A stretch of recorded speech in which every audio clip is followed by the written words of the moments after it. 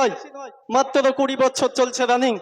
তো আমি যখন কলকাতা আলী ইউনিভার্সিটিতে আমার ক্লাস করতে হয়, আর এই জামিদ ছিল আমাদের শিমুলদার, ওকে আমি বলেছিলাম এবং ও বলেছিল তোমরা চালিয়ে যাও, যত টাকা লাগে আমি দিয়ে দেব। আমি বলেছিলাম না, ওই দিনে জনগণ দেবে। তো ওই সময়ে এই ছেলেটার অক্লান্ত পরিশ্রমে এবং ওই মানুষটার সহযোগিতা, তিনি বলছে আমি কাশ্মীরে চলে যাচ্ছি, তোমরা চলে যাও, ওখানে রাজীব বাবু আছে, রাজীব বাবুর কাছে উনি সবকিছু তোমাদের জন্য করিয়ে দেবে, কোনো অসুবিধা হবে না। তো আমরা সেই অনুযায়ী আমরা এগিয়ে আসলাম। আল্লাহর মদদ হলো, রহমত হলো, মজলিসটা আল্লাহ সুসম্পন্ন করিয়েছে। এই ছোট্ট ছেলে সন্ধ্যাবেলা ছুটে মিনাখা থানাতে পারমিশন নিয়েছে এই মজলিসের জন্য। আল্লাহ তার হায়াতকে বাড়িয়ে দিক, আল্লাহ দিনের জন্য কবুল করুক।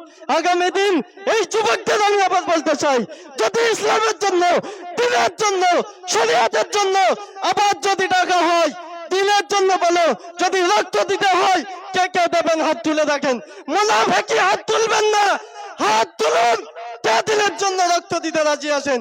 নারায়ে তাকবীর, নারায়ে তাকবীর। বিজেপি হটো, আরএসএস হটো, বিজেপি কালাইন মানছি না, মানব না, মানছি না, মানব না।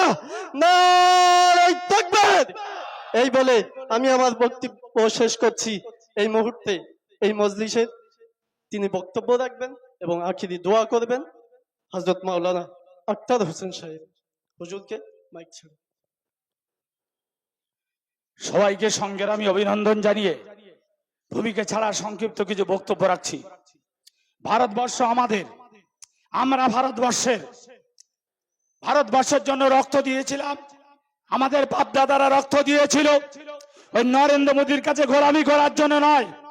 আরএসএস কোনোদিন রক্ত দেয়নি, নরেন্দ্র মোদীর বাপ কোনোদিন রক্ত দেয়নি। এই স্বাধীনতা সংগ্রামীদেরকে ধরিয়ে দিয়েছিল আরএসএস, বিশ্ব হিন্দু পরিষদ, নরেন্দ্র মোদী, অমিত শাহ ইসরায়েলি দালালি করে, আমেরিকার দালালি করে, ইংরেজদের চামচা গদিতে বসে দেশকে বিদেশের হাতে আবার বিক্রি করে দিতে চায়। ওয়াকফ সম্পত্তি, মসজিদ, মাদ্রাসা, কবরস্থান, আমাদের ওলিয়া আউলিয়াদের কবর, এই ভারতবর্ষে আমরা মুসলমান যদি চুপ করে বসে থাকি, ওইসব বুজুর্গরা ক্ষমা করবে না। আজ ওই কবর থেকে আওয়াজ দিচ্ছে, মাওলানা আবুল কালাম আজাদের কবর থেকে আওয়াজ দিচ্ছে, ওঠো যুবক, ওঠো, ওঠো ভারতবাসী, ওঠো। হোসেন মাদারির কবর থেকে আওয়াজ আছে, ওঠো। আবার দেশকে পরাধীন করতে চলেছে নরেন্দ্র মোদী। এই বিশ্বাসঘাতক, মিথ্যাচর, আমেরিকার দালালি, ইসরায়েলের দালাল, এই নরেন্দ্র মোদীকে এখন তো সম্মানের সাথে বলছি, হিন্দুরা ভাইরা বলছে নরেন্দ্র মোদীকে ভারত ছাড়া করতে হবে। হাসিনা যেরকম বাংলা ছাড়া হয়েছে, নরেন্দ্র মোদী এরকম ভারত ছাড়া করতে হবে। আমার বাপ দাদাদের কবর নেবে, তোমার বাপের মসজিদ, তোমার বাপের ওয়াকফের জায়গা, আমার বাপ দাদার আল্লাহ জায়গা দান করেছেন, যে যে ওয়াকফ করেছে সে ফেরত নেবার ক্ষমা তৈরি। তুমি আমার মসজিদ ভেঙে দেবে, তুমি জায়গায় মসজিদ ভেঙে দেবে, তুমি সন্দেশকালীর মসজিদ ভাঙবে।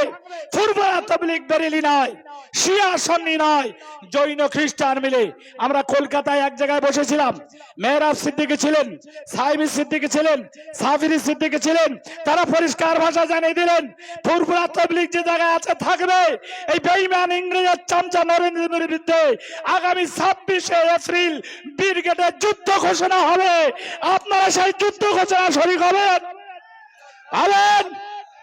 সেই জন্য পরে গাড়ি দেবে নয়, ক্লাব কমিটি, মসজিদ কমিটি, ঈদগাহ কমিটি, মসজিদ কমিটি থেকে গাড়ি করবেন, ঈদগাহ কমিটি থেকে গাড়ি করবেন, কবরস্থান জমি জায়গা তার থেকে গাড়ি করবেন।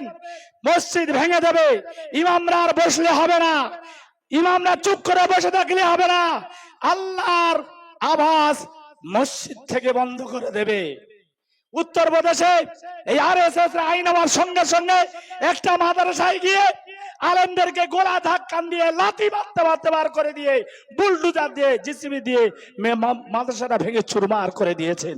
আমার সামনে আমার মার হত্যা লীলা চলবে, আমার সামনে আমার ছেলেকে হত্যা করবে। যদি আপনি টাকা যদি খরচ রেখে দেন, ওই দুদিন পরে হিন্দু আইন আনবে, হিন্দু রাষ্ট্র করবে, আধার কার্ড বাতিল, আই কার্ড বাতিল, যে টাকা ব্যাংকে রেখেছেন ওটা বাতিল, আর বাইরের জায়গা জমি বাতিল। আপনার বাড়িতে যে টাকা আছে সেটা সরকার দখল করবে, তুমি দেশের নাগরিক নয়। তাই বন্ধুদের বলবো, এখনো যারা বাদ আছেন, মসজিদের জন্য টাকা পয়সা খরচ করুন। আমার একার মসজিদ নয়, আমি একা বাঁচাতে পারবো না। ওরা মায়েরা সিদ্দিকী ঘোষণা করেছে যে পাড়ায় পাড়ায় মিছিল করতে হবে, পার্টির জন্য মহিলাদেরকে বার করেছে। আর আমাদের মহিলাও এমন তৈরি করতে হবে, ছেলেকে জিহাদের ময়দানে যেন না আটকায়। আতঙ্কিনী হাজরা রক্ত দিয়েছিল, জিহাদ করেছিল। তাই নরেন্দ্র মোদীর বিরুদ্ধে যুদ্ধ ঘোষণা হবে 26 এপ্রিল।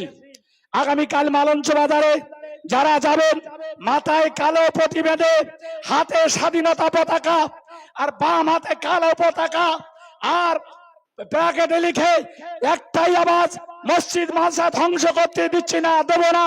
নরেন্দ্র মোদী হটাও, দেশ বাঁচাও। অমিত শাহ হটাও, দেশ বাঁচাও। এই দাঙ্গাবাজ শুভেন্দু অধিকারী কালো হাত ভেঙে দিতে, দাঙ্গাবাজ দিলীপ ঘোষকে দেশ ছাড়া করতে, মুসলমান দলিত আদিবাসী হিন্দু মুসলমান যদি উঠে পড়ে, তাহলে নরেন্দ্র মোদী ওই হাসিনার হাত ধরে, একলা যেতে ভয় করে তো, হাসিনার হাত ধরে রাতের অন্ধকারে পালাবে।